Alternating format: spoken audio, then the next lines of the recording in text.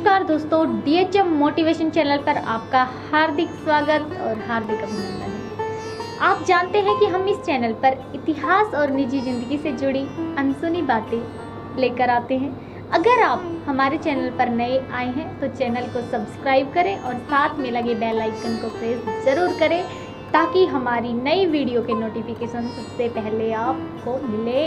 तो आइए शुरू करते हैं। आज हम आपको बताएंगे पर्सनालिटी का सबसे बड़ा दुश्मन है अहंकार। अहंकार किस तरह जीवन में दुख लाता है? माना जाता है कि हमारे जीवन में दुखद घटनाओं की असल वजह अहंकार है। अहंकार के कारण ही हम अपने जीवन के हर क्षेत्र में उत्कृष्ट मानने लगते हैं। अहंकार के कारण ही हम अपने जीवन को हर क्षेत्र में उत्कृष्ट मानने लगते हैं। अहंकार के मद में चूर होकर हम दूसरों के अनुभवों और ज्ञान का उपयोग नहीं कर पाते। संसार के हर व्यक्ति में, चाहे वह कितना भी कमजोर या खराब क्यों ना हो, एक अनुकरणीय अच्छाई अवश्य छुपी होती है।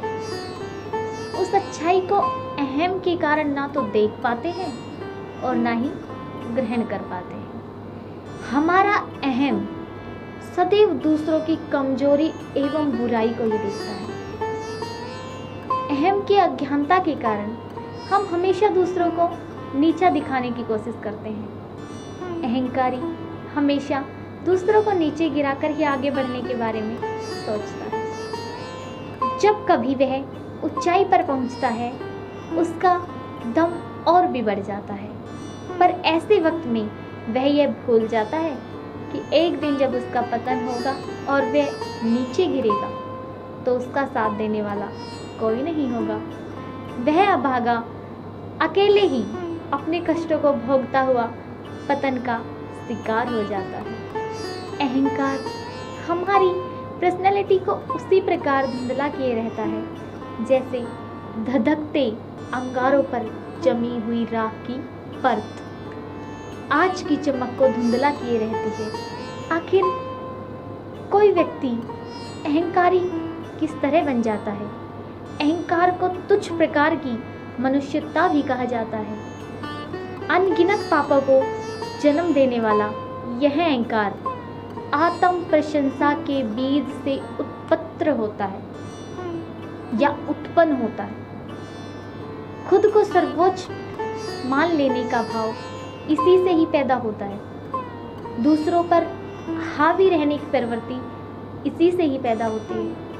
न जाने कितने प्रकार के मानसिक रोग अहंकार के कारण ही पैदा होते हैं।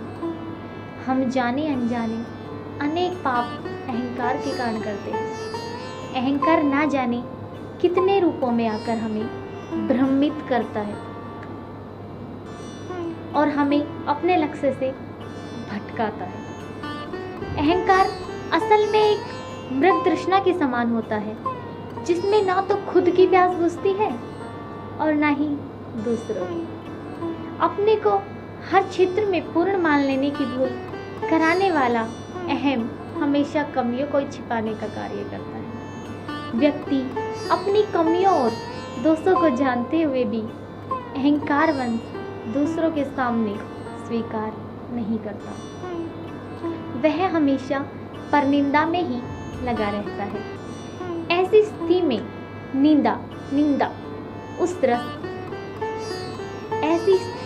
निंदा रस उसके जीवन का स्वादिष्टतम रस होता है।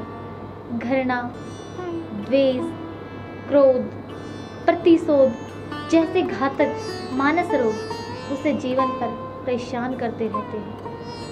मानस रोगों का नाश करने वाली औषधियों जैसे कि क्षमा, दया, करुणा, प्रेम, धैर्य, नर्मदा, सादगी से वह हमेशा वंचित ही बना रहता है।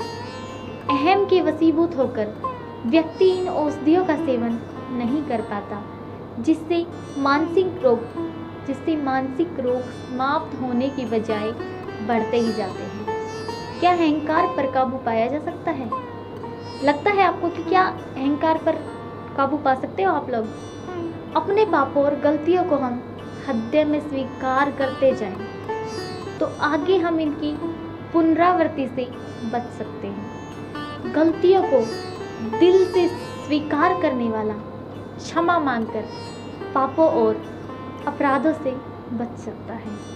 क्षमा मांगने वाला और क्षमा करने वाला दोनों ही तमाम प्रकार के मानसिक असंतोष से बचकर शांति और आनंद का अनुभव करते हैं। इस प्रकार हमारी विनम्रता तभी सुशोभित होती है जब वह क्षमा का आभूषण पहन लेती है।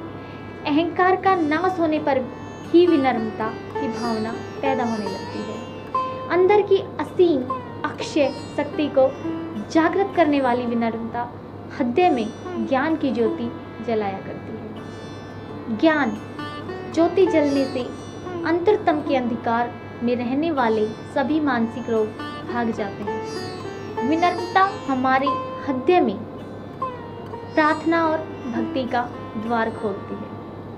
भक्ति के जरिए हम प्रायश्चित करके हृदय को पवित्र कर सकते हैं। मन से उत्पन्न होने वाली अतृप्त कामनाओं का नाश भक्ति से ही होता है। सभी पापों का नाश करने वाली भक्ति हमारे अंदर ईश्वर के विराट रूप का दर्शन करवाती है। जब हम विनम्रता की थाली में क्षमा की आरती, प्रेम का घृत, दृढ़ विश्वास का नैवेद्य भगवान को समर्पित करते हैं, तब प्रायश्चित की आरती जलने पर भी इसकी लौ में रूपी अहंकार का राक्षस जलकर भस्म हो जाता है। धन्यवाद।